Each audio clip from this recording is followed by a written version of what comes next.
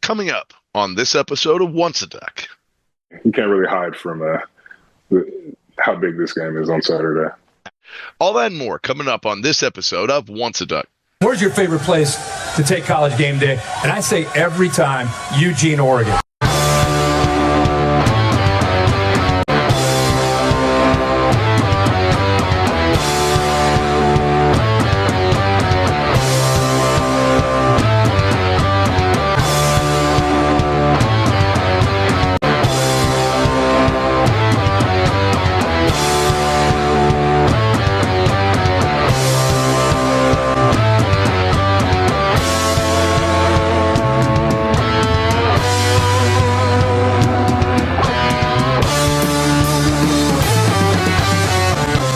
Folks, welcome back to another episode of the Once a Duck podcast. As always, I am Sam Schmidt here with your host, Nick Cody. Nick, how is it going this week? Oh, it's going great. Anytime I get back to Autzen Stadium, it's going great at least. I get back to Seattle, that depression kicks in. I start putting Nirvana on a little bit more, letting the hair down. It's not a good place to be when I'm back. But whenever I'm back in Eugene, it's so great to see so many of our great fans, our former guests, and you're pretty self-included. So, and for those of you that weren't able to meet up with us this weekend, make sure you're following at Nick R. Cody on the social medias or at Samuel101TS. That's where you can find us. And as always, you can find us at Once a Duck.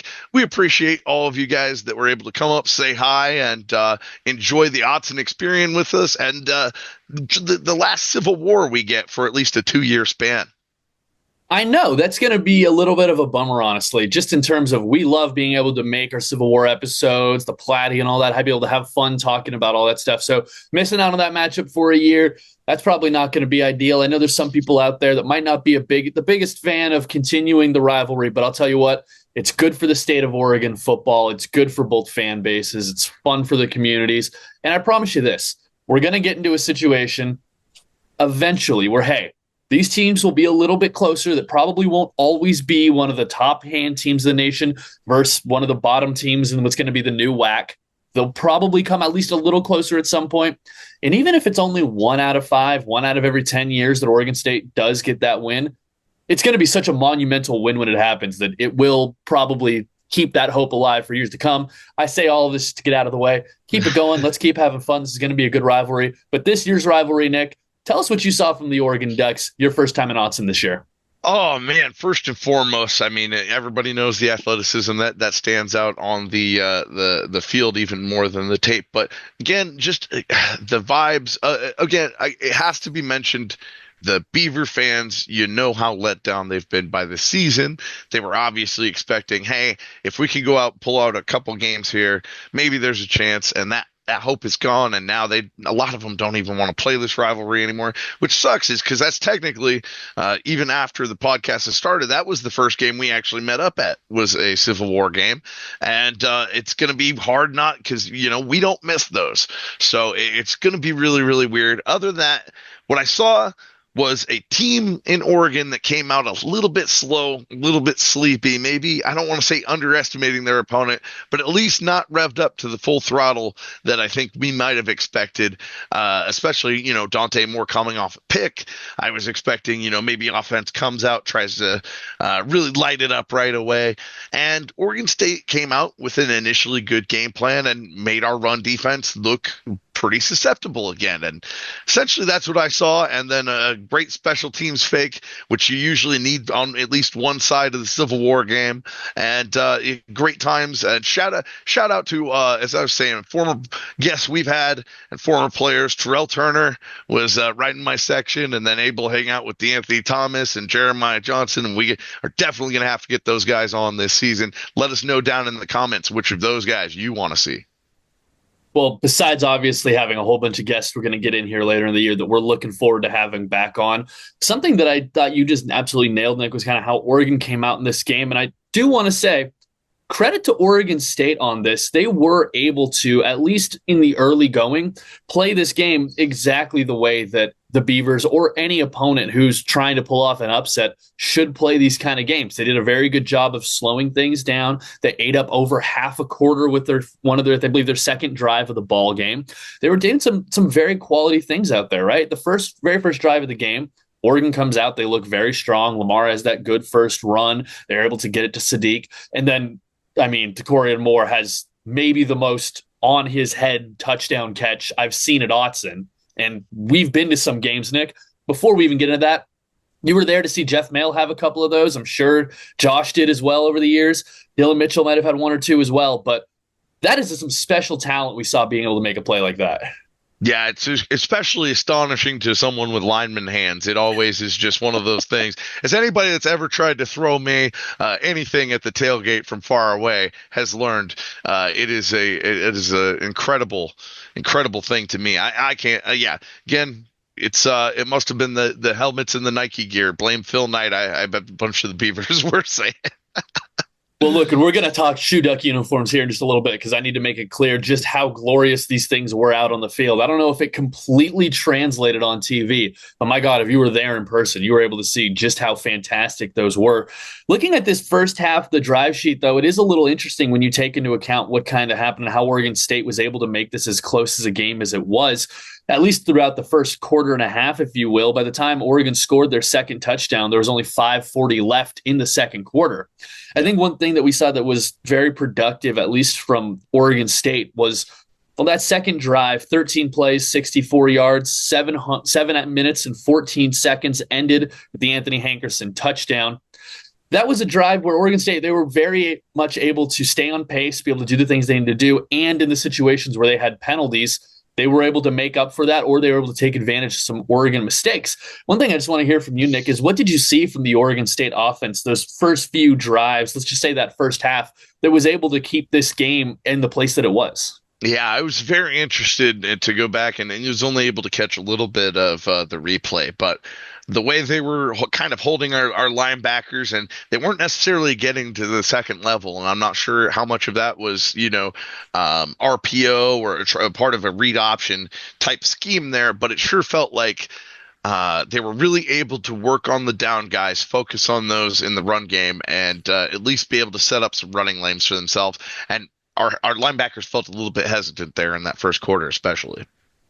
I think that's not a terrible point, or at least it was a situation where there were a couple plays where I saw from Bryce specifically, actually, where it looked like he might have almost been a little too eager once or twice. Yeah. He really got to a spot very quickly. He really wanted to go hit somebody, and someone was able to make him miss because of that. The second half of that, everybody did a lot better job sticking to their assignment and playing the type of football you need to see in these kind of games. One thing that I thought was also impressive from Oregon State's perspective was how they were able to take advantage of an Oregon mistake. That long drive came after Oregon failed on a fourth down pickup.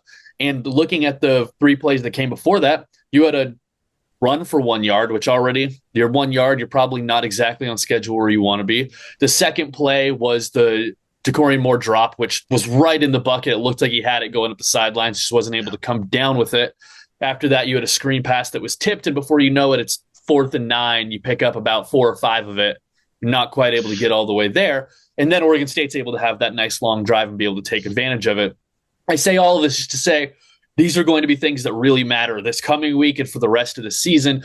It's just another example of why you can't get off schedule no matter who the opponent is. And they're great coaching points to get out of the way at home against a rival that's down. Because, yeah, as you've mentioned, this is obviously the week everybody's had marked on the calendar, biggest road trip that we have so far. But again, as Lanning said after the game, they're locked in for this game. And that might have already that showed us that maybe they weren't quite as locked in as they wanted to be at the beginning of this game. Well, despite how Oregon came out, they only had the one score until late in the second quarter. It was a very productive game for the Ducks. Dante Moore, he had probably what I think we can all say is his most productive game as a Duck so far. 21 of 31, 305 yards, 4 touchdowns. Obviously, he had that absolute beauty that was brought in by Decorian Moore. He also had the great pass to Kenyon Sadiq, the big one to Gary Bryant, as well as Jeremiah McClellan coming down with his first touchdown catch as a Duck as well. Nick, offensive line perspective, if you got a guy like Dante Moore that you're protecting, just tell me a little bit about what excites you about having that guy back there. Well, he's a guy that he's capable and has the size and athleticism to get you out of a lot of trouble. And you can play with a little bit more aggression, I think, in the pass pro, which is important because when you can really get to your spot and stifle someone with a good punch, that really sets them up, not just for, that down, but the next time you go at them in the run game, you just wear people down that way as an offensive lineman. I always love that. And then it's also a guy that, in terms of what you can build the offense around and the way he has the arm talent to be able to do whatever you want, you can expect in the screen game a lot of opportunities for you to kind of let your guy whiff by you and then go end up running down there and getting your picture on the newspaper while the running back's running for 60 yards. And that's always the craziest thing in the screen game when you see those offensive linemen just barreling down the field, because no defensive back wants any part of that. Well, and I can definitely tell you it's looked that way from the few examples we've seen of this Oregon team so far. We love how those offensive linemen were able to get out there and cause some problems. That line, they were pretty solid in general against Oregon State. Some things that I know we're going to get into here in a little bit. Looking at how they were able to do for the run game, though, our running backs, yet again, another very all-around productive day. I'm just going to go down the list and just everybody who got more than one carry in this game. And to be fair, the only person with one carry, he's also going to get a shout-out at some point during this episode, even though we got a little one earlier. Just running down the list, Jane Lamar, 12 carries, 70 yards. He was your starter again this week. Was very solid when they needed him to be for the most part. Dante Moore, it seemed like we were seeing him running more than we had all game. A couple of great scramble opportunities, 7 rushes for 53 yards. Jordan Davison, another touchdown on 6 carries for 34. Mekhi Hughes, probably his most usage of the season so far, 6 carries for 33 yards. We were also able to see DeJuan Riggs get in there, 5 carries for 31. De'Air Hill, 27 on 5 carries, and Jay Harris, 12 on 3. We go through the list again, as we do, just to say, hey, this is a really deep room that can do a lot of different things when it comes to running the football. We know this is a good line when it comes to running the ball. But was somebody running that I want to ask you about is Dante Moore. We saw him run a lot more in this game than I think we'd seen before. We saw him scrambling a whole lot. What did you see from the young guy on the ground? Well, and not just I think a lot of it was, and he'd mentioned this in the media this week, is his UCLA game against Oregon State is something he still really had a chip on his shoulder for. So I think when you have that, the coaches will probably might have schemed it up a little bit more, but I think some of that is just that in-game intensity of, I'm just going to show them. If some's not right there and available, I'm just going to get the yards I can get. And for him, that's whatever he wants to take on the football field, if everybody's in the right place. And when you're having to cover the amount of weapons that we have, it's very, very difficult to at least be able to still pursue that guy with just your rushing defenders. So as soon as that guy makes himself that much of a rushing threat, I mean, that might have also been intentional to get Penn State that much more nervous and have those safeties creeping up a little bit more. You never know. But I love that, and that threat is always something that when Oregon has it, it really sets them as one of the most elite offenses in college football. Well, I think without a doubt, just being able to have more do that in general is always going to be helpful. But I loved him doing it in this game specifically. I love the timing of it all. We always like to talk on this podcast about setting things up for later. It seems as if through the first 4 weeks, there might have been a lot of setting up done by this Oregon team for some things to come either this week or later in the year. I think some of those rushes that we were able to see from Dante Moore is just one more thing that Penn State is going to have to look at. Jim Knowles is going to have to prepare his defense for. I think across the board, Nick, this was a very productive game in general. Once you look at the stats and everything, it took a little while to get going. There were some things that probably weren't perfect the first quarter and a half. After that, it really got cleaned up, though. Things looked a lot better in general. And then on the defensive side, one rough drive, but beyond that, pretty solid across the board. They made life absolute hell for Malik Murphy. 5 of 18 for 68 yards. Yeah, that's right, folks. He averaged 1.25 completions per quarter in that game. And I also wondered how much of that was schematic because, again, as I said, I was just trying to figure out kind of when they were having success on offense, like what were they doing? And it was just a little bit, I don't know, maybe even our own defense was a little bit confused there for that particular drive. But again, it was as somebody that respects the rivalry and wants that school to be doing better, to know that guy is getting a majority of their NIL money is just one of those things. You're like, oh man, I wish they knew what they were doing over there in Corvallis. But hey, for now, don't got to worry about it for at least another what, 700 days. Exactly. We don't have to worry about that one until they are back in Austin for the 2027 season. I think looking down the list, the only other thing offensively that I really want to get out there before we'll talk about defense and then we'll get into players of the game and all of that kind of stuff. Yeah. But offensively speaking, we're going to take a minute now to talk offensive line a little bit. This group has been pretty solid throughout most of the year. I think that this was the first game in which Oregon actually allowed a sack on Dante Moore. He also looked like he was getting hit a couple of times in this game where he might not have been in other games. There's been some chatter and there's been some talk, and one of the main aspects of this coming matchup between Oregon and Penn State, it's going to be the Oregon tackles versus the Penn State edge rushers.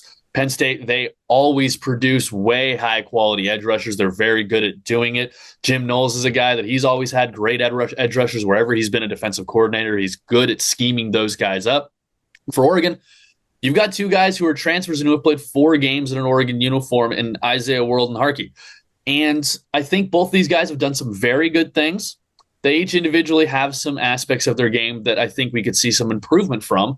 First and foremost, let's start with Isaiah World first here, Nick. I think that the criticism that I've seen a little bit of, and I was definitely seeing it rationally being used during the Oregon State game, is that a little bit of an issue when it comes to some of those real direct power and bull rush situations. I'm not saying it's something you can fix in a week, but what have you noticed from him, and what are you kind of seeing in terms of how Oregon can kind of handle these things? Well, and here's the thing. It's also, you had a guy with seriously elite footwork in Josh Connerly, who also was able to maintain such a great knee bend with that footwork. And that's something that looks like a much more massive guy. Connerly carried it really, really well for he being a lot bigger than he looked. But World just looks like it's hard for him to get his leverage back if he loses it. And at the left tackle, it's much easier to do that as an interior offensive lineman because you can drop an anchor. But when you're on the edge, you're usually dealing with people that as soon as you do that, they have the speed to get outside your outside shoulder. So what you really have to do is, especially going into, and it was the same thing we talked about going into the Big Ten championship, what was Oregon going to do to stop the elite edge rushers? And really, you have to just attack them. You have to attack them in the run game, and you have to attack them in the pass game. One of my favorite plays I saw from the New York Giants this weekend was Cam Scadaboo coming up and just chipping a defensive end. And that end was, he wanted to be done for the day. He wanted to just lay down after that. And that's the kind of things you can do with a Kenyon Sadiq to be able to make Isaiah World's job a lot easier. And that's something, the kind of things we did obviously last year. They were so that they had to worry so much about Sadiq very early in the passing game that I think that's something we're going to have to rely on both edges. But yeah, always being able to fight the bull rush. There's a lot of ways to combat it if it's a weakness. And schematically, you can have the slide side go that way and make sure the tackle can overset it and make sure he wins with his inside arm. And then it's not too much of a problem because the inside guard will probably be able to there to help. But then again, the easiest way is just attack, because then the pass rusher is never able to fully set up and anticipate the snap and get you in a bad position. Moving over to the other side, if we're talking about Harkey a little bit, I think he's a guy who, while he has his flaws, it's a different type of flaw, if you will. It's a little bit, you used the word anchor, and I would say it is a little bit more anchor-based at times.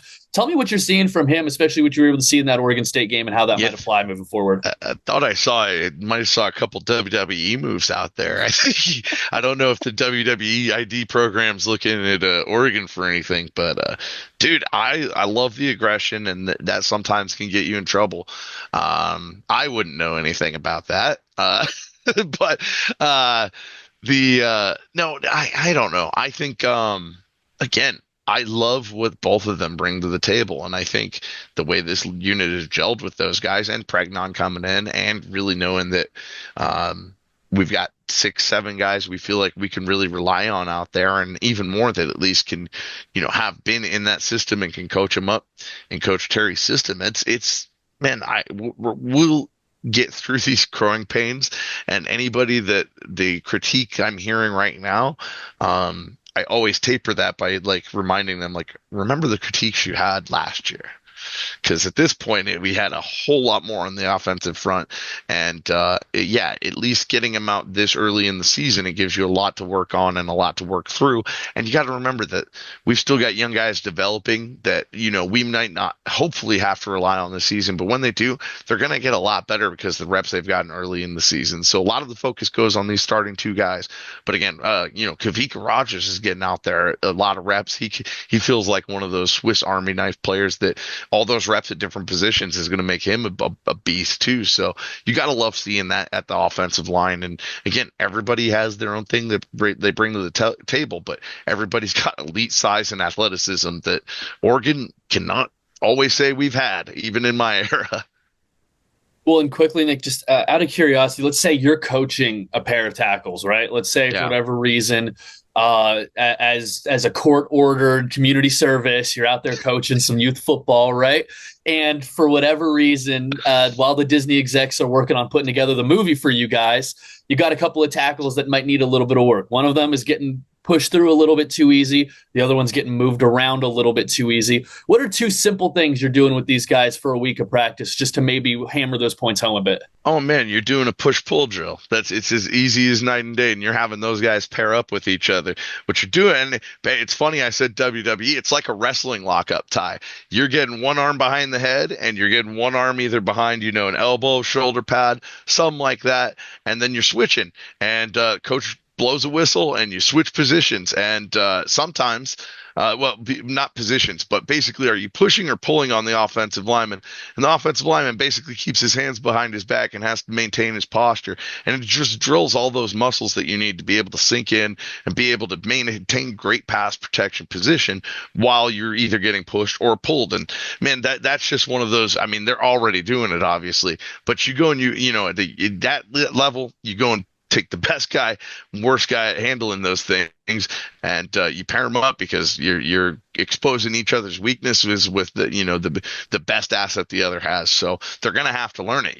That they're gonna have to learn it from the best. So that's always best on best is what you want. So that's exactly probably what they're already doing. I still remember doing that drill with Ryan Clanton, who was much more kind of a sturdier, top heavier guy than me, and I was a lot more of that anchor guy. So it's a lot of that, and you got to drill it every day till it just becomes habit. And some games it isn't quite there with these big bodies, right? But what is those early morning games, it's a little harder to get that limberness ready for.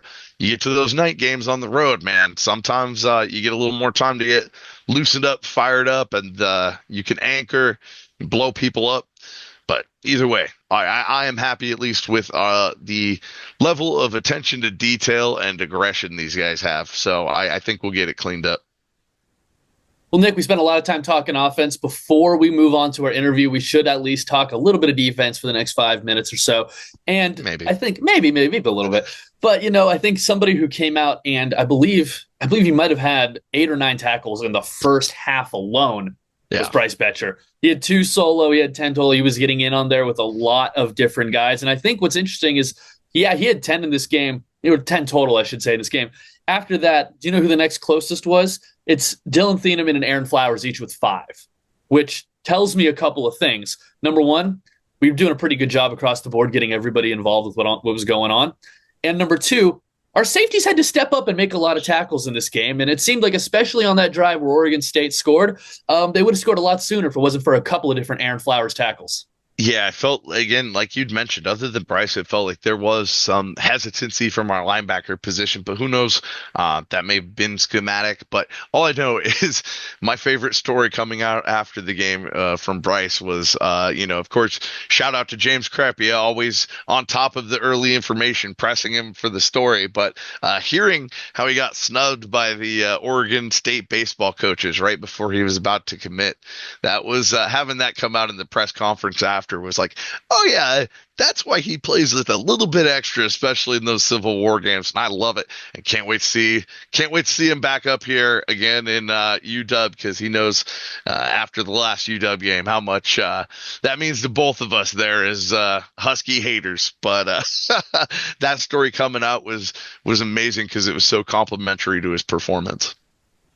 I completely agree. And even on a couple of those situations where it may have seemed as if there was either hesitancy or a bit of over eagerness, it got adjusted very quickly, which is exactly what you need to see. Beyond that, though, the safeties did have to get involved quite a few times on some of those drives. I thought it was a very strong game for Aaron Flowers. Really a game for Aaron Flowers where I went, oh, he's the hitter of the secondary. He's the one who really wants to come in there and crack somebody, be a part of a big hit in the secondary.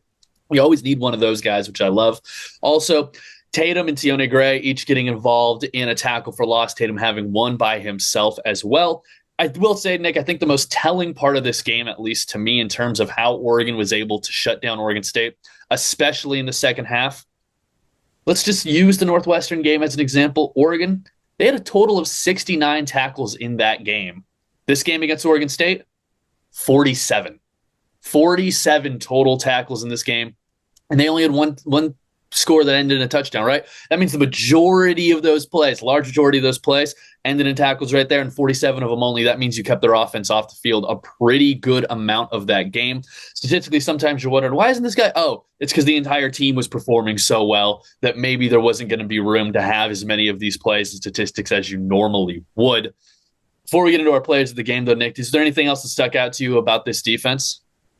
No, I mean, just overall in general, finishing the game the way they did, you can start out slow, but again, with your defense, when you can lock down and come out in the second half and be able to adjust and make sure that the whatever offensive adjustments they try and throw at you are unsuccessful, that's always key. And in any kind of rivalry game, especially. So, they could have thrown whatever at us. I feel like this defense was ready to adjust and really helped at least secure the victory for us, even when our offense wasn't quite, always clicking as much early as we'd like to. But I think that's probably about the best way to describe it. Being able to pick up the slack when the offense isn't maybe doing what they need to do is always going to be huge. And I'll tell you what, it's going to be really, really huge in this game here coming up. We're going to need to see that defense really, really be locked in for this one. Before we get to our interview, Nick, with the couple minutes we have left, we should get into players of the game here a little bit. I'm going to let you start on offense. Yeah. Oh no, I'm not starting on offense. In fact, I'm starting with the comment you were just saying. You not only need that offensive performance, but sometimes you need it picked up for you. And what we needed it picked up for is on fourth down, you get a punter run. You're hitting the one I was hoping you would. I'm telling you, man, that is and play of the game for me at least, because it was so much fun to see just how it's set up. And, again, when you have Australian rugby style punting, that is just one of the luxuries you have of it looking like a regular punt for those first couples. And, oh, no, he's running. I love that play. And, it's so simple, but I think some of the best special teams plays that we've had against Oregon State in our history have been really pretty simple. Fake punt snap over the head. Oh no, it's just a run down the field. Like, it's not all that complicated sometimes on special teams, and you catch them off guard like that. I love it. I was going to say, somebody you saw at the game, Terrell Turner would know a whole lot about fake punts against Oregon State, wouldn't he?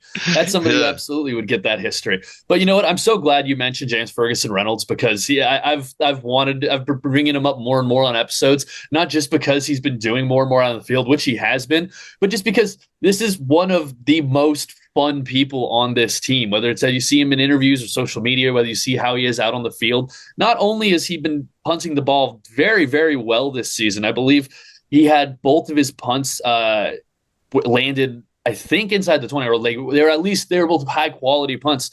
He only needed he's doing such a good job on the one was back inside the 20 of the two. I had to pull that up to make sure I had that right. He's been great punting the ball. And then, as you mentioned, yes, being able to have that rollout Aussie style, be able to read it yourself. I was watching the rewatch, and I think Jake Butt pointed it out, the commentary, former Michigan tight end. He said, hey, the beauty about some of these plays is that doesn't necessarily have to be called in from the sideline. It can be something where when you have these guys, it can be a read. And if you trust the football IQ of your punter, you can trust him to make that read right there. Clearly, Dan Lanning does. It's something that he saw. And I loved what he said in the post game. He went down for the slide just to feel like a football player there for a minute. That was a lot of fun to see. I'm really hoping we get to see some more fun out of Ferguson Reynolds throughout this season. But honestly, if he keeps punting the way he has been and keeps holding the ball as well as he has been, making the adjustments they need to, they're going to be all right. Yeah, and I don't imagine sliding is too safe in rugby. I can't imagine that's going to be a great move either. It might be all right. Aussie rules football. I don't think they're allowed to jump on you once you're down. But you know what? It's a good move either way. Also, while we're mentioning players of the game, obviously Dante Moore gets a shout out. 305 for 4 touchdowns will do it to you. Local kid Bryce Betcher gets 10 tackles in the rivalry game, of course. And one more before we move on to our interview. Jeremiah McClellan, your first touchdown catch. You get a player of the game mention. Love it. Everybody was loving it too, dude. You could tell the team was really excited for that. One thing I'm excited for, Nick, that's this interview coming up right now, and it's with a guy who's been on this show and who I know well. Folks, he was an Oregon linebacker from 2016 through 2019, winning a Rose Bowl against Wisconsin. Give it up for Bryson Young. So, folks, joining us now, former Oregon linebacker, one of the best guys you can get on this show, not just because I think he's the man, but because he always has something good to give you here. It's Bryson Young. Bryson, how are you doing this week? All good, all good. We got a big week this week, so can't wait to talk about it. Man, we can't either. We are excited to get into it. You were telling me you were out at the Northwestern game a couple of weeks ago. We're able to see this Oregon team. Before we dive into anything with this week, tell us just what you saw from this 2025 group in general. Yeah, it was good to go out there to that game. They came out here because I'm not here in Chicago, so it's pretty good. I mean, I don't think anybody was really worried about Northwestern, but it was good to see it live in action. I haven't been to a game in a couple of years, but what I noticed was the defense. They're just all over the place. I just love seeing that as a former defense player, just everybody to the ball. That's kind of how Tosh is. He was my coach when I was in Atlanta for a little bit, so I just love seeing that, which is going to be huge this week, just everybody just around the ball. So it was good seeing that, and the offense was looking really good. Everybody's looking good. I mean, Sadiq is the best tight end I think I've seen, honestly, ever in person. Like, he's insane. He's a freak up close. I'm like, this dude's huge. So, yeah, they play well as a team together, and I think we had a lot of unanswered questions coming into this year, but these first few weeks, they're looking really good. They don't look like a young team, if that really makes sense. Like, they really put it all together these first 3 weeks. So I'm really excited for this week and really the rest of the season. So expanding on the Tosh Lupoi point there, I want to get in more. He's not a guy that gives the media much. What's it like being one of his former players, and what do you think he's bringing to this Ducks team that we didn't have before? Oh, aggressiveness. I mean, I feel like each year we've always kind of had a question mark around our defense, mainly because our offense has always been explosive, but with Tosh, like, I feel like there's really no questioning. Even last year, it's just everybody's just flying around the ball. That's just the mindset he brings, and I love that. We kind of had that with Avalos my senior year, but I mean, this is like a whole nother level. Like, everybody's locked in.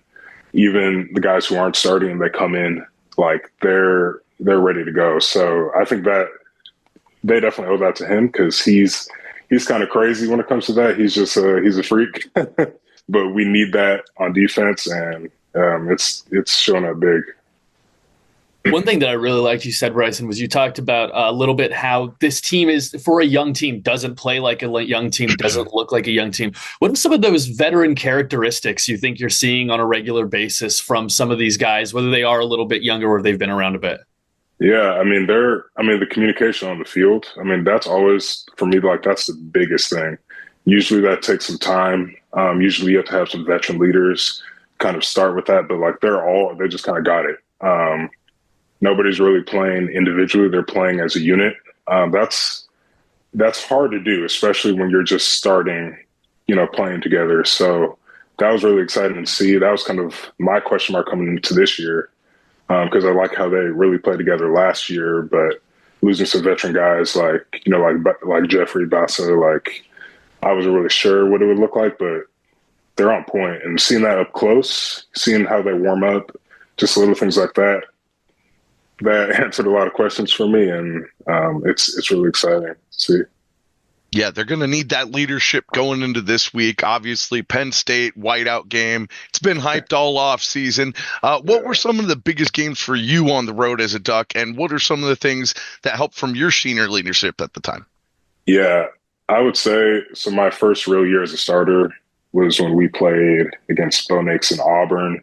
And we really didn't know coming into that game, we didn't really know what to expect. New defense, we had a new defense coordinator. There was just a lot of new things, but just the leadership from the guys that have been there, that helped a lot. Even though that was my senior year, that was my first year as a starter. So, getting help from guys like Troy, even Brady, my roommate at the time, that helped a lot. But going into that game, I mean, even though you don't really know what to expect from the opponent, because that was the first game, but having each other, that's what really helped. Just as long as you do the basics, communicate, run to the ball. I feel like those two things, everything else will take care of itself. So coming to this game, for them, I would say, I mean, it's a whiteout. I've never played in that, but I feel like everybody who's seen it, it's probably insane. So I don't want to say completely ignore the noise, because I don't know if you can, but you can play together. You can communicate. You can do the basic things. So as long as they keep that intact, they'll be just fine. I think one thing, Bryson, that a lot of people talked about, especially when it was announced that Oregon, as well as these other West Coast schools, were going to be moving to the Big Ten, was going to be having to make these types of trips and play these types of games, not necessarily just against these huge programs, which obviously Penn State is, but just the fact that physically you're going to have to endure a different type of travel schedule and a different type of week schedule. From what you were able to see to this Oregon team, how did it look like they were adjusting for that first road game? And if you had to, have any tips for a team that does have to have a big trip like this, what are you suggesting in order just to kind of keep things on schedule and right? Yeah, I mean, it was still kind of weird seeing the Oregon truck all the way out here in Illinois. I mean, I remember my freshman year, we went all the way to Nebraska, and that was a huge thing for us. Like, whoa. So going all the way to Penn State, and, I'm seeing teams like, UCLA going to, or Washington last year, they went to Rutgers. Like that's insane with the traveling and then also balancing school. Honestly, huge props to them for doing that, because that's a lot for sure. But really, I just think it's still football at the end of the day. So just really staying together, playing together, throughout the week. It really starts throughout the week, just staying locked in. I think what I noticed with the Wagers, especially their first game, just how all the coaches, the strength staff were keeping all the guys really locked in on the trip. And that's a huge thing, because it's so easy to get distracted, especially if it's somewhere you're not accustomed to going to. It's so easy to get distracted. So they have a great staff that's doing a good job of keeping them really dialed in and locked in. And just from seeing them here, even though it was Northwestern, it was still the first away game, and that could have gone any different way. But the way they handle themselves, the way the staff handles everything, they'll definitely be just fine. So I know we've got a special unique cleat, the Duck Mummy cleat this week. It's been released. Got to know, first of all, what you thought of the Shoe Duck uniforms last week. Yeah. What's funny is I was at the game with Matt Chrisman last week, and we were kind of joking. Like, after we left, it's like the most insane jerseys came out. We're like, damn, like we just missed it, but that was insane. That's top three. I mean, that's top three. Honestly, there's so many. I don't even know what my top two are, but that's top three. Like that was insane. I wonder what that looked like in person. That was crazy. I can't wait to see what they put together this week. But yeah, that shoe, those cleats are insane. I'm still, I think it was a couple years ago, Bo Nix was still there when they had the shoes that would change with the body temperature. Insane. I need a pair of those. Those are insane. Well, Bryson, if either one of us get to the surplus sale, we'll absolutely be sure to pick you up a pair of those if they've got them around. Absolutely. Folks, as we always say, make sure you're following him. It's Blackhawk32698 on X. Make sure you're following him there. Bryson, one thing I'm curious, in terms of this Penn State matchup, right? This is a game that Oregon, they played this one last year. They had Drew Aller and all of them. It was a different game, though. Obviously, you got different players. You got different pieces involved. If you are this Oregon team, what are you looking back on from that last game, considering how much is different? What is there to take away from that and look for in this coming ball game? Well, what I noticed last year was, even though it was last year, just the way we came out, it was just foot on the gas. It was just going. And then I felt like after halftime, I don't want to say they let up on the gas, but there was definitely a little bit of that. and Penn State is a really good team. And it was getting at the end. It was, I think our hands started getting a little sweaty at the end. But just to keep on the gas, because that's when, that's just Oregon football. Like, that's how we play best, when we do that. But for them, they have such a good team. They have a lot of good guys coming back, and they definitely have a chip on their shoulder because they did lose that championship game. So they definitely have a chip on their shoulder. So I think we got to come out just full go. And at halftime, you got to reset, because I feel like that's the hardest thing. After halftime, it doesn't matter what the score is. It's 0-0. You have to mentally think that. You could be up 40-0. That doesn't matter. Like, you got to come out fast and sharp. Because honestly, at the beginning of this season, I had Penn State, honestly, because of the guys coming back, as really like the favorite to win it all. The running backs are insane. Drew Aller is a really good quarterback. I think he's kind of underrated. They have some really good receivers. Their defense, their pass rush is really good. But we matched that really well, even with a lot of young guys coming in. So that's why I'm really excited now. Now we're week 4. We match up really well, but we just got to come out, full go. That's really the most important thing. Absolutely. And speaking of that matchup, as a defensive guy, you looking at what this Oregon team has on the offensive side of the football field, how impressive has that been, especially with Dante Moore back there and the plethora of running backs? And as a defensive player, like, what do you do to try and stop that or at least slow it down? Yeah, I feel like for us on offense, it's insane the amount of weapons we have, the amount of young guys that we have. More at receiver is unreal. I was excited about Evan Stewart. Unfortunately, he got hurt, but I feel like Moore has stepped up way more to the plate than I think we could have imagined. And his ceiling is, he doesn't even have a ceiling, so, as a defense player, it's, for me, do you mean stopping our offense or Yep. Yeah. ours?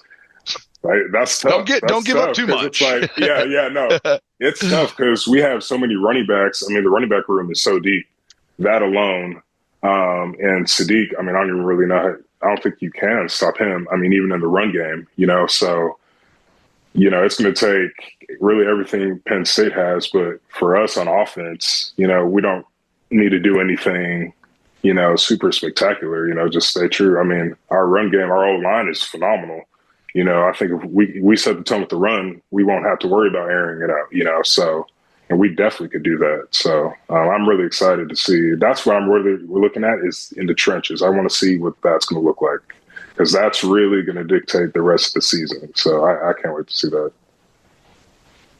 Kind of looking at the opposite perspective, Bryson, as a defensive guy, when you are looking at this Oregon defense, there are a couple things that I think really stick out, one of which is just the fact that, especially over the first 2 weeks, this group was really, really good against the run, had a couple of issues against Northwestern, had the one drive against Oregon State where things didn't look ideal. I bring this up to you because it seems like historically, with a lot of defenses, but Oregon specifically, when you're stopping the run, good things are happening. What are you seeing from this group that they either need to improve on or need to do more of to be able to stop the run against Penn State?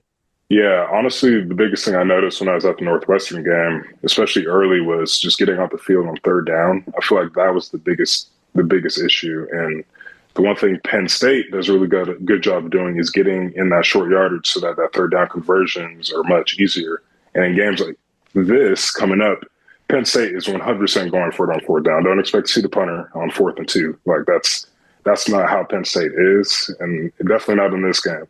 So I feel like if we can, the first and second down, prevent them from getting 6 yards, that's going to be huge. Force them to throw it, because I feel like Penn State's strength is running the ball. The 2 running backs are insane. Like, those guys are really good. Those are going to be really high draft prospects. So really just those first and second downs so we can get off the field on third down are going to be huge. But that's what I noticed at the Northwestern game was there was just too many third down conversions. We eliminate those, then I think we'll be good, because time of possession I think will be big for us as well on the offensive side. just keep the ball out of their hands. And I think we'll be good.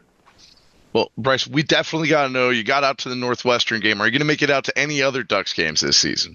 I was thinking, because they come out here, they play Iowa. That's not too far. I was thinking about that, or possibly going back to Eugene for the USC game. Yeah. One of those two for sure. And then, of course, depending on, what happens with the playoffs and everything like that, I'll definitely be at one of those. I wanted to go to the Rose Bowl last year, but I guess I'm glad I didn't. You didn't miss too much. You didn't miss too much at all. Good tailgate.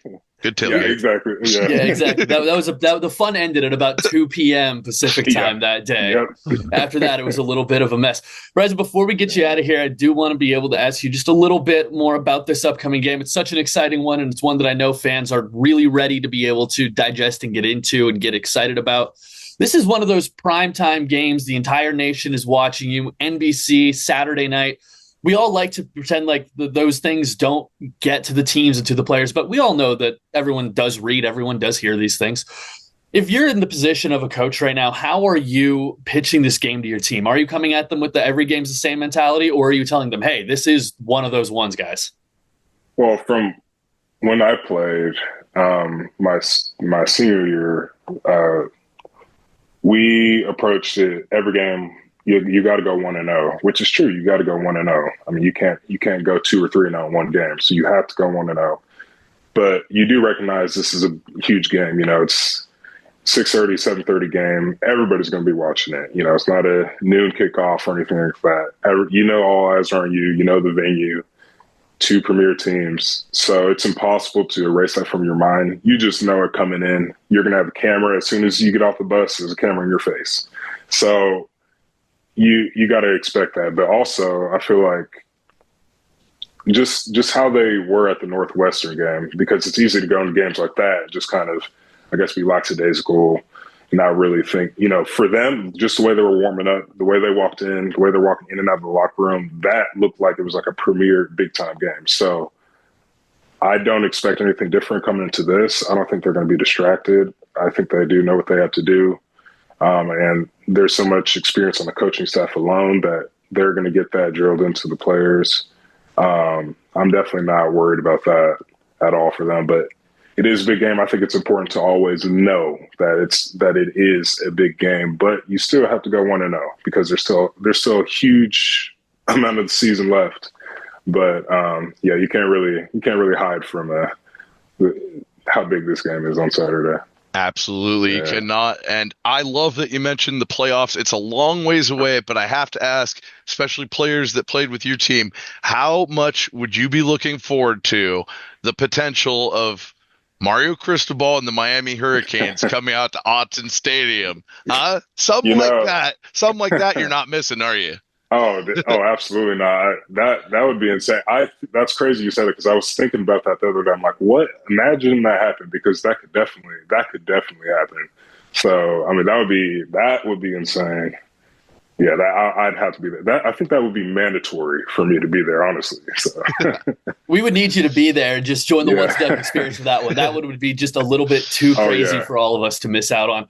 Once again, folks, if you are trying to follow Bryson, you can absolutely do so on Instagram. That is b.hawk with 2 Ks, and on X, that is going to be Blackhawk32698. Bryson, last thing I have for you before we get out of here. Nick's been stealing this question from me for the last 3 or 4 episodes or so. Yeah. So I do need to get this one in there. You mentioned that it seemed like just after you left is when Oregon started going crazy with the uniforms again, kind of like they had been a little bit before you came in. Since the time you've been gone, if there was one look you got to go out and rock for a game, what would it be? Oh, eggshell. I mean, I'm always the straight white with chrome has always been me. I love that. I love the eggshell. Even the straight black cancer unis we wore against UCLA in 2022. I love those. I would say, those two. But off the bat, eggshell. I love the eggshell. Just anything with the chrome, even with the chrome with the black wings. I use that in the college football game all the time. So that's probably my number one for sure. Well, we'll throw it up there with the Shoe Duck uniforms for you in your top 3. And guys, thanks for coming on again with us, and hope we'll get you on another time. And as always, once a Duck, always a Duck.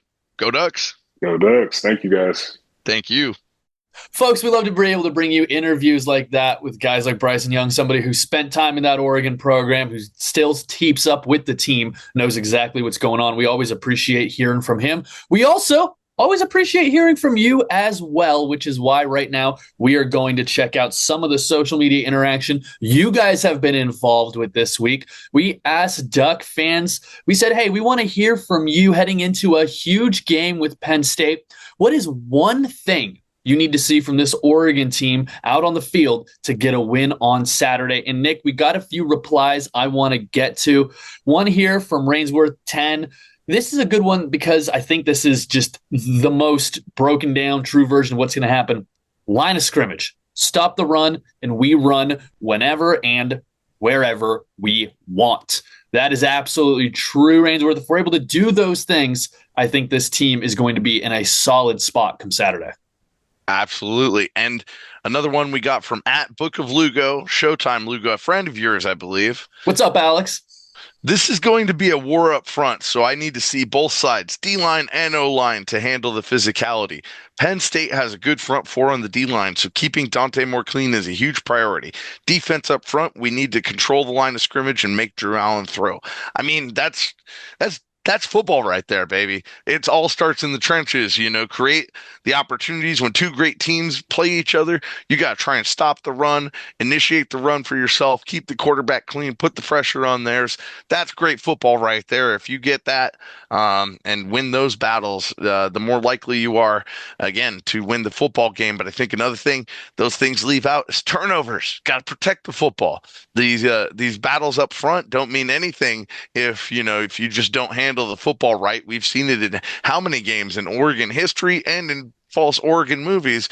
If you put the football down right at the 1 yard line and don't finish the job, it doesn't count on the scoreboard. So gotta take care of the football and finish the job too. And you know what? I had a feeling that Alex was going to come through with a good thought like that because there are very few people who would be willing to sit there with you and watch a full Thursday night football game while working overnight in Hamilton Hall. And guess what? He was one of the ones willing to do that. So shout out, Alex. I appreciate you reaching out there. The final one we got today, this is from at Sean_SpazDragon. This is a good one. I like this one a lot. Defense has to get pressure on Aller and control their run game. That is something I absolutely agree with. We're probably going to get into that here a little bit. But what Oregon is able to do up front is going to tell you a whole lot about how this game is able to work out, Nick. But let's dive into it. I'm so excited to talk about it. It's here. Oregon versus Penn State, a whiteout game. Boy, oh boy, it doesn't get much bigger or better than this. It doesn't. You know what I've learned in my research is that this is the 18th whiteout game. It can finally go out and buy a pack of cigarettes. It can vote. It can, well, it's not as much a back in our day. That used to be something we could take pride in. Now it gets a little. All right, we're not going there, guys. No, you're right, though. You're right. We're on to Penn State. The thing is actually Coach Franklin right now just became their second winningest head coach. And right now, this is a team that has a lot of continuity. That's why they've been ranked so high. They've got the two big rushers, obviously, Drew Aller at quarterback, who has the most career wins in the college football for somebody that actually stuck around at a program he's been at since he started, which, is going to be something we rarely see anymore, I feel like, moving into the future. This is definitely a really fun game, especially because, these two teams have had limited playing time together. We went over it in our championship game coverage last year, but it's just so fun to think back to the era of pre-Nike Oregon, or just that first year of Nike, and how these two teams do collide on that level. And now Penn State is done being a Nike program, I guess. So there's so much going on in this game that we can talk about. I hit on a couple things. Sam, what is the most important thing for you in this game? Are you asking storyline wise, or in terms of like move wise, or are you talking literally on the field? What's going to be happening?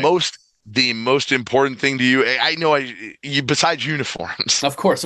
Well, Mummy Duck. So you already know we're winning. We're already winning the uniform department with Mummy Duck. But okay.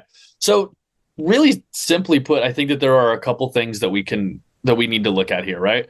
Number one, it's the truth that we all know. While James Franklin has been at Penn State, they have struggled in top 10 matchups. I'm never one to want to believe the Google AI overview But if we were to, the very quick answer come up here, 4-20 all time against top 10 opponents. That's not ideal, obviously, and Oregon's going to be number 6 heading into this game. That being said, this is probably the most Penn State's year that we've seen from this team in a while. You've got probably their most established quarterback that you've had in some time. And people can say, hey, I don't really believe in Aller. I don't know this. I don't know that. The kid puts up decent numbers and he goes out and wins a whole lot of football games. The only ones he didn't win last year were against Ohio State and Oregon. Both games, which, by the way, at least in that Oregon game, it's not like his team wasn't putting up points. They absolutely were. They put up 38 in that ball game. I think that would probably be enough for either team to win this game on Saturday, if we're going to be honest. Another thing that has to be brought up is that this defense, while they did lose a lot of players, they've got some really, really good returning talent. And frankly, there's no other way to put it. This is very much a top 5 team in this country. And it's a top 5 team in this country that I think knows this year is probably their best shot they've had. It is going to be an incredibly intense matchup. And really, this game for me, it comes down to 2 very specific matchups. One being a coaching matchup, the other being a positional matchup, right? First, for the coaching matchup, I'm not even going to look at James Franklin and Dan Lanning at this. For me, this is very much Will Stein versus Jim Knowles. It's going to be Oregon's offensive coordinator versus Penn State's defensive coordinator. The reason I almost said Ohio State, Jim Knowles was the coordinator of Ohio State last year. How did that go, you ask? Well, one game he got beat by Oregon. The next game, he beat the crap out of Oregon. So this is a guy who has played this program a couple times in the last year. He's aware of what they want to bring to the table. He's coached against Stein before. And I think that could work to either a benefit or a detriment to either one of these coaches if they're too willing to rely on what they may have seen before. I'm really interested to see what Knowles does in this game. I'm a big Jim Knowles fan as far as defenses go, just in terms of a guy who's always going to try to show the quarterback something exotic that might not be there, in terms of a guy who likes to bring varying types of pressures and things like that, a guy who loves his disguises. These are always going to be things that interest me, and you see exactly how he was able to do that last year against Oregon in that Rose Bowl game, using a guy like Caleb Downs and completely confusing Oregon up front, being able to use that player as a converted rover just to do basically whatever they wanted to. I'm so fascinated to see how this Penn State defense comes out and handles this Oregon immediately, and I'm really, really excited to see how these two coaches match up. Man, take a deep breath, Sam. I hope our offense comes out playing as fast as you just got all that out of your system. That'd be a blessing. That'd be a blessing, but I'm feeling a little ground and pound. I need you to catch your breath, because I got to throw you a curveball. Usually you're the one hitting me with the trivia questions that I'm not expecting. I've got one for you. When was the last time the Ducks visited Happy Valley?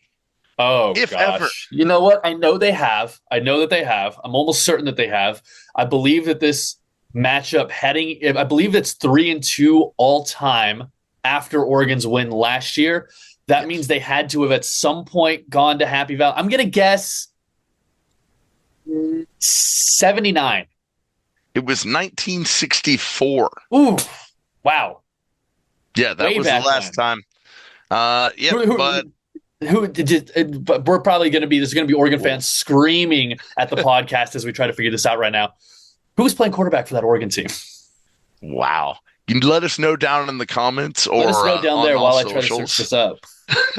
Or I could let everybody know that this will technically be the 6th meeting in program history between these guys, if you couldn't already hear from Sam's math numbers earlier. So this is kind of the opportunity for Oregon to go and level it all up, which I would love to see. And again, this is what the Big Ten championship, everybody that witnessed that game, I think, knows Penn State obviously has revenge on their minds.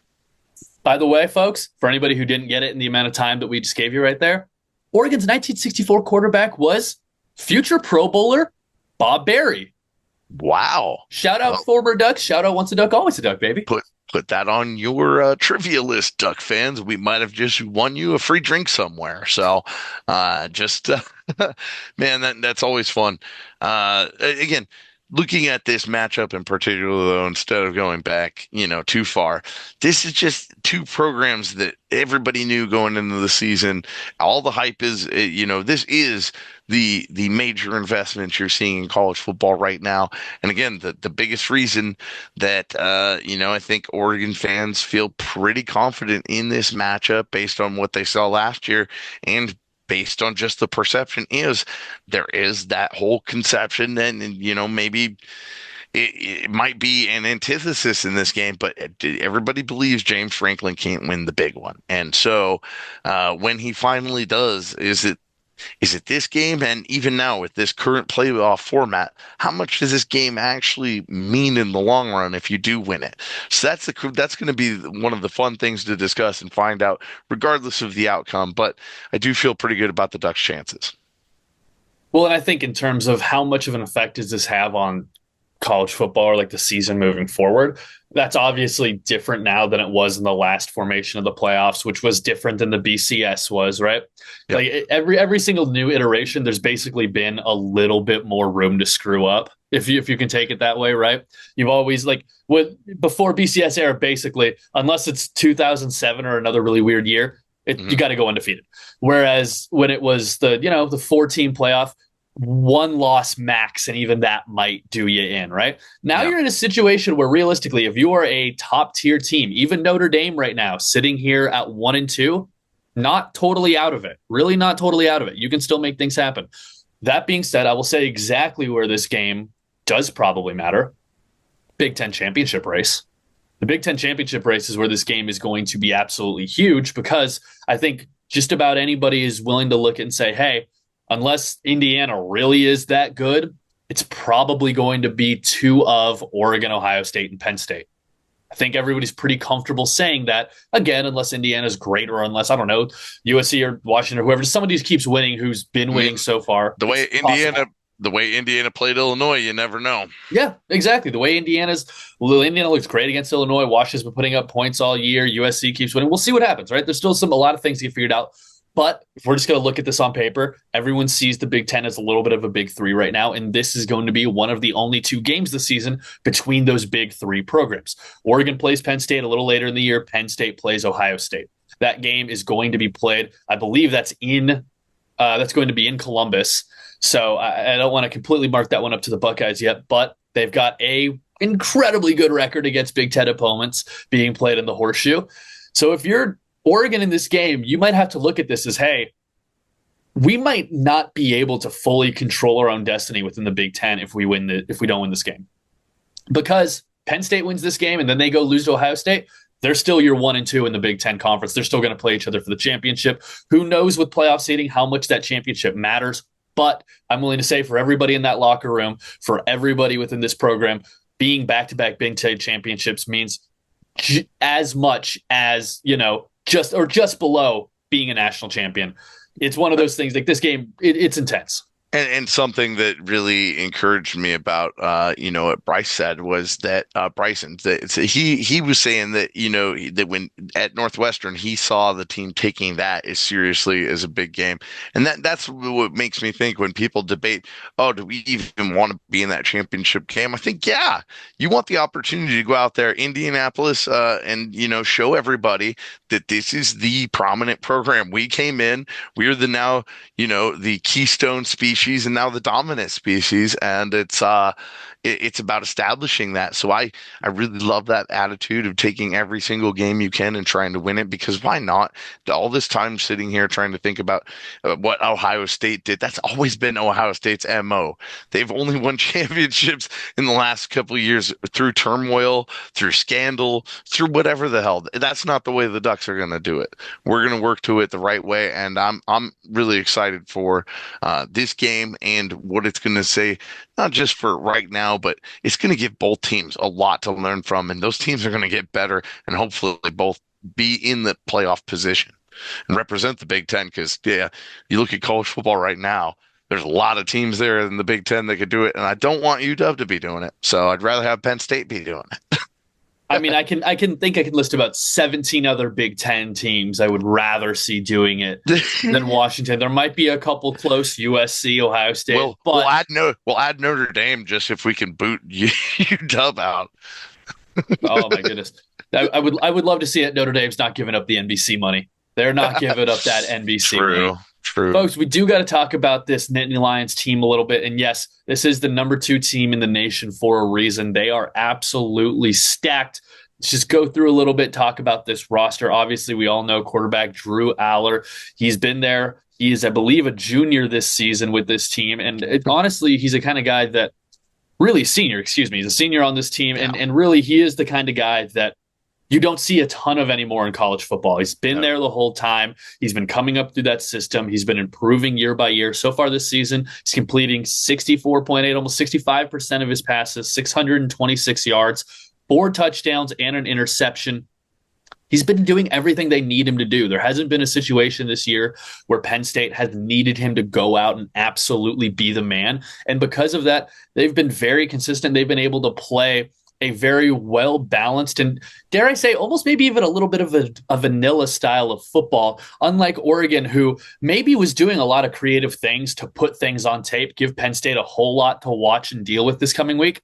Penn State kind of seems like they had the opposite approach. They went in a little vanilla. They've been vanilla these first few weeks. And to be honest, when you're playing Nevada, FIU, and in Villanova, you probably don't have to be the most creative. Yeah, that schedule right there tells you everything you need to know. Again, this game has been analyzed before this season even started, man.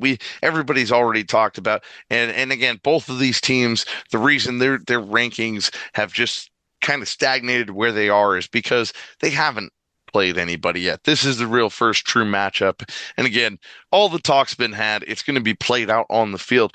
But one of the key stats I'm getting into that I don't think people know, we talked about our punting game in limited facility. The damn punting game for Penn State is going to be very important to try and earn some extra yardage there. Gabriel Nwosu, I hope I'm saying that right, has landed all of his punts inside the 20, and 3 inside the 10. So the difference maker there, I think, in special teams is going to be that determination of knowing this guy can pinpoint it and when can we get some return yards out of it, because that's always been so huge in Oregon special teams and big plays on the road is being able to get, a kick return or a punt return for a touchdown, and those kind of plays always set Oregon on fire. And how good would one of those look in those mummy highlighter cleats, Well, and you know what? This could very well be a game for Oregon where they do need a big special teams moment to kind of change turn the tides of things a little bit. Something that you just reminded me of when referencing not just the play, but the info of the moment, the big road game, all of that. A game that I think Oregon fans are very well aware that Oregon would win had the quarterback been fully healthy, is a game about 10 years ago at Michigan State. Yeah. Oregon lost in 2015 at Michigan State. Vernon Adams played that game, basically throwing left-handed with a broken finger on his right hand. Yeah. And in that game, Braylon Addison had a massive punt return when Oregon was down 2 scores that completely changed the entire energy of that ball game. Obviously, we saw at home how that's able to happen with what Noah Whittington and Tez Johnson were able to do last year against Boise State. As I always say, in those road environments, you're going to have to be able to take advantage of those types of moments, the types of 50-50 moments, and a lot of those, those opportunities where things could go either way. Oregon really needs to make sure that those go their way in Happy Valley. Absolutely. And again, like I said, take care of the football. Sam, what else do you got to get through before we get to our predictions here? I mean, I think the other half of this aspect of this game we need to talk about, we talked about the coaching matchup of Stein and Knowles. We got to talk about Penn State's running backs versus Oregon's linebackers, because I think that's going to be huge in this game. We saw against Oregon State, whether it was a little bit of hesitancy, maybe being rushed, just the timing not being right one way or the other was an issue. Okay, we saw against Oregon State at times, and we saw it a little bit against Northwestern as well. That's going to have to be really, really cleaned up. Penn State has a pair of awesome running backs. I know Bryson was just talking about them, but Katron Allen and Nicholas Singleton are really, really good players. When you're watching Penn State and you're wondering, why do they have 3 quarterbacks lined up back there? Well, that's just because they have running backs that like to wear number 13 and number 10. And boy, oh boy, do they play up to the double-digit standard. These guys are really, really good players. If you want to look at what they've done on the season, it's not crazy because we talked about who Penn State's been playing in those matchups. But I will tell you, Kaytron Allen right now, he's averaging 8 yards per carry on his 34 carries throughout the season. He has 3 touchdowns. Nicholas Singleton, 41 carries, 179 yards on the season, only 4.4, but he's got 5 touchdowns. He's their punch-it-in guy. These two are going to be a huge task for this Oregon defense. And both 3,000-yard rushers in their own respect. So again, everybody's talked about this. Well, the one that I'll wait till my prediction, but it's just everybody's been beating us over the head with the same 3 players in this offense, and that's great. I'm sure they're hearing the same. Actually, no, I can't say that, because if you're looking at the Oregon running back room right now, how are you preparing for all this? That's what I have to say, at least. So I think each team has its advantages, but Sam, I really think, getting down to this, the one thing Lanning's been preaching this year that might really come out in this game is strength in numbers. And as soon as you get in a really physical game, somebody takes a hit, knowing next man up, and you have that many guys of a equal playing quality, I really think that is going to be the determinant in this game, all things considered, as long as Oregon plays mistake-free, doesn't let the environment dictate their performance. Couple more playmakers I want people to know about from this Penn State team. They've got some receivers out there who are pretty talented too. In fact, if you look at their top 3 receivers on the season, 2 of them receivers, 1 of them is a tight end, you're looking at 13, and 14 receptions respectively. For Penn, the receiver, 13 receptions, 166 yards, as well as a touchdown. The receiver, Hudson, 14 receptions, 156 yards and a touchdown. And for the tight end, Reynolds, 13 grabs, 142 yards. We know how Penn State loves to be able to take advantage of tight ends. They're going to be doing it in this one as well. Oregon's defense, whether it's right up front, whether it's the linebackers, whether it's in the secondary, you're going to have to be ready. I don't know, though. I'll challenge you there. Is it that they love the tight end so much, or is it that they were challenged for many years, as Oregon was, to get more than 1 or 2 receivers involved in the air ball? I look at this Penn State team, and there's times where, like last year, if they had that wide receiver be their primary target, maybe there's a chance that they aren't out of that game so quickly, because it felt like they really had to get that momentum rolling and going. But very interesting contrast of styles, and something I look forward to. But again, when you compare it to the weapons Oregon has at wide receiver, you sit there and we could just give Kenyon the ball almost every single time if we wanted to, but we'd be having so many wide receivers that we didn't utilize. So sometimes when I see offenses like that, I wonder, especially, but with a quarterback like Aller, you never know when he can go off. And that's exactly the thing, is it's like, we completely understand that how Penn State has played historically. We understand the things they were doing last year. This is also the best version of Drew Aller we've seen. Yeah. This is probably, just going back and looking, can you name off a couple of historic Penn State quarterbacks for me? All the ones that they expect to be really good NFL quarterbacks. I can tell you, I was looking back on it. I was curious. I was like, who was probably like the last big name Penn State quarterback who developed and really moved on and did a whole bunch of things. And honestly, the names that I came up with, tell me what you think about these 3. All right. Number 1, Kerry Collins. Okay.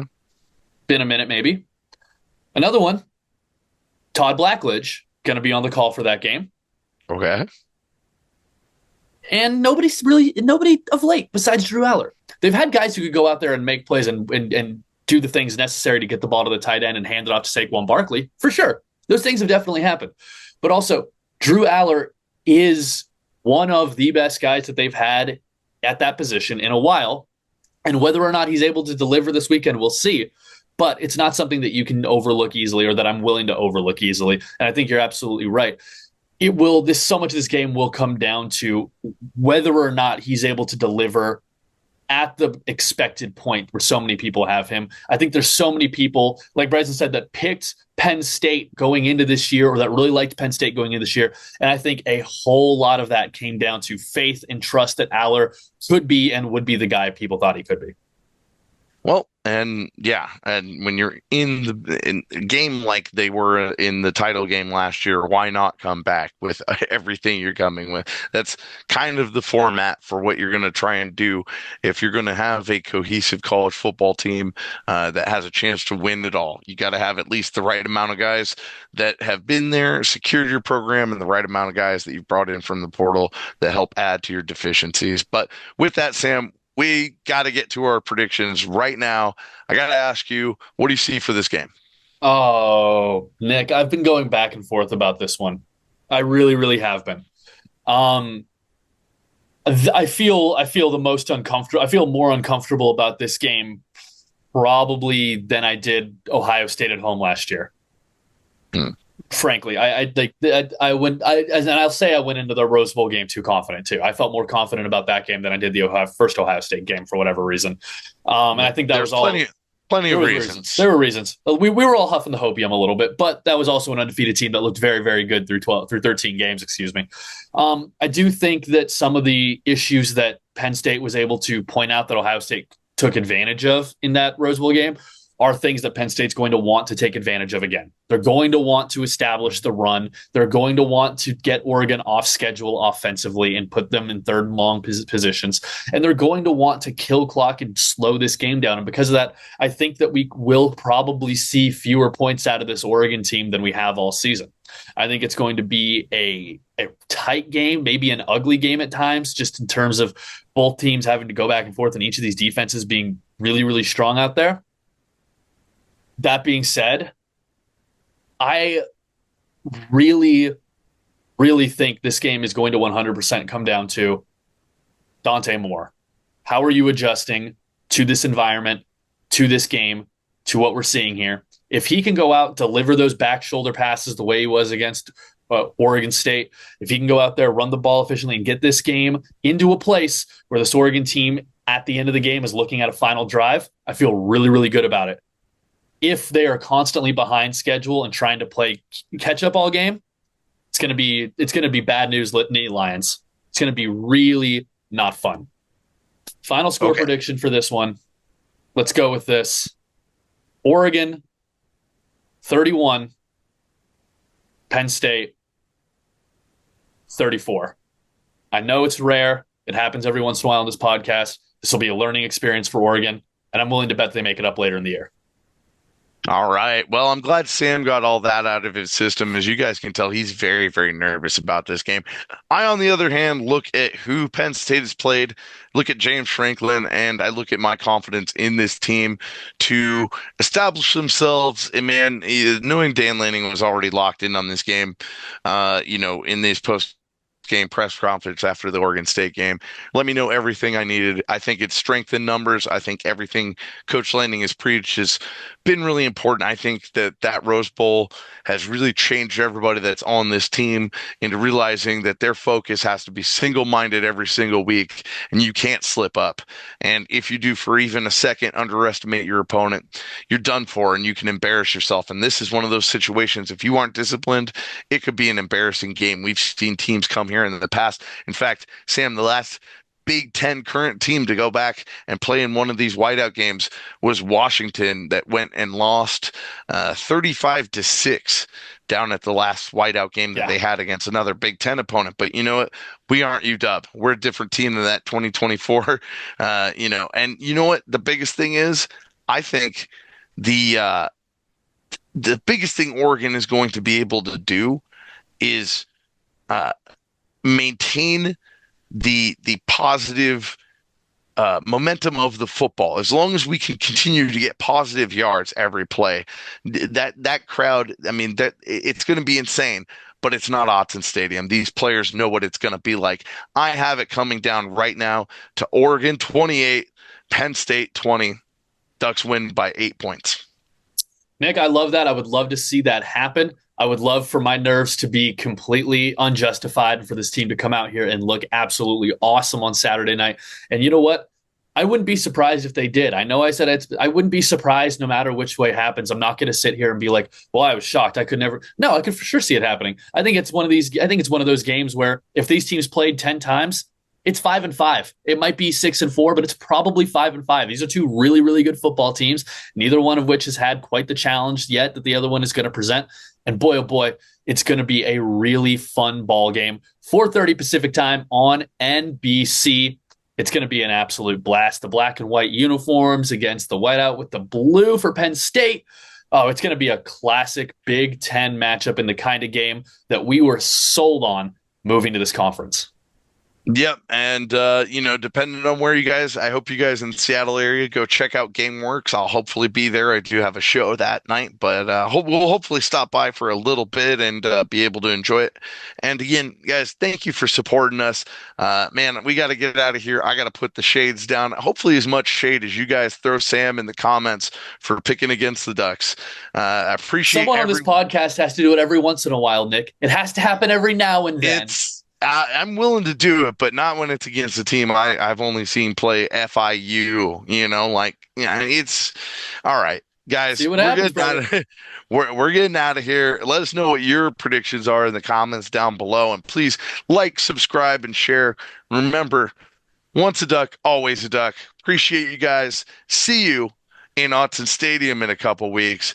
Let's see how we could do. Maybe we have a follow-up episode in between weeks. I don't know. Might have a little layover there, but again, depending on how this game plays out, you guys just follow us and let us know what you want to see in that week in between, and we'll hopefully have a nice bye week episode. Folks, I have a feeling we might be able to pull that bye-week episode together. I'm not sure exactly who's going to be on there yet, but I feel like we're going to have a pretty fun conversation next week about whatever happens. Got a lot of options. Unless we're both miserably wrong and we get blown out, we just don't have the podcast for another 6 months. But you know what? The likelihood of that happening, no. All right. We both know it's going to be close either way. It's going to be close either way. It's going to be fun either way. Folks, as always, you can follow him at Nick R. Cody. You can follow me at Samuel101TS and follow the show at Once a Duck, wherever you are on social media. Nick, before the sun fully eclipses your face, tell these people what they got to know. Guys, they got to know, once a Duck, always a Duck, and I'm going to be sunburnt.